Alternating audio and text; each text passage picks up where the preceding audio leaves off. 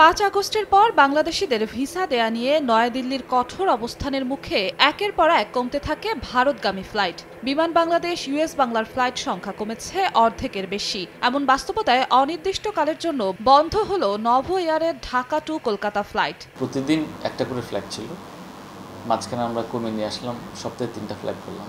Definitely যাত্রী সংখ্যা কম হওয়ার কারণে যাত্রী সংখ্যা তো একদম কমে গেছে।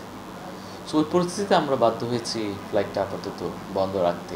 এর আগে নভ এয়ারের ভারতগামী ফ্লাইট ছিল সপ্তাহে 7টি। শুধু এই ফ্লাইটেই মাসে প্রায় 4000 যাত্রী যাতায়াত করত ঢাকা কলকাতা রুটে। ভিসা কড়াকড়িতে যাত্রী খরায় ফ্লাইট সংখ্যা কমিয়ে 3টি করা হলেও পাওয়া যাচ্ছিল না অর্ধেক যাত্রীও। অবশেষে ফ্লাইট বন্ধের পথেই হাঁটে এয়ারলাইন্সটি। যে ব্যয়ে ফ্লাইট চলে সেই অপারেশনাল কস্ট না উঠলে তো আর ফ্লাইট চালানো যায় না। পরিস্থিতি যদি ভালো হয়, ভিসার ব্যাপারটা স্বাভাবিক হয়ে আসলে আমরা আবার বিবেচনা করব কলকাতা ফ্লাইট রিইনস্টেট করতে।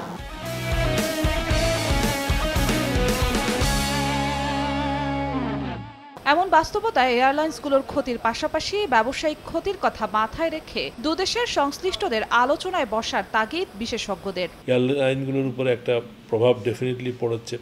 এয়ারলাইনগুলোর জন্য এটা একটা অত্যন্ত গুরুত্বপূর্ণ রুট ছিল এবং আমরা আশা করতে পারি যে পরিস্থিতি যদি কেটে ওঠে বা ভারতীয় ভিসা যদি আবার চালু হয় আগের মতো, তাহলে আমাদের জন্য মঙ্গল।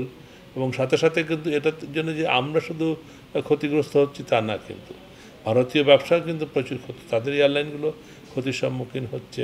এদিকে অর্ধেকের বেশি কমে ইউএস বাংলার ঢাকা টু কলকাতা রুটে 14টি জায়গায় চলছে মাত্র 6টি ফ্লাইট। বিমান বাংলাদেশ এয়ারলাইন্সের ঢাকা কলকাতা রুটে সপ্তাহে 14টির জায়গায় যাচ্ছে 7টি ফ্লাইট।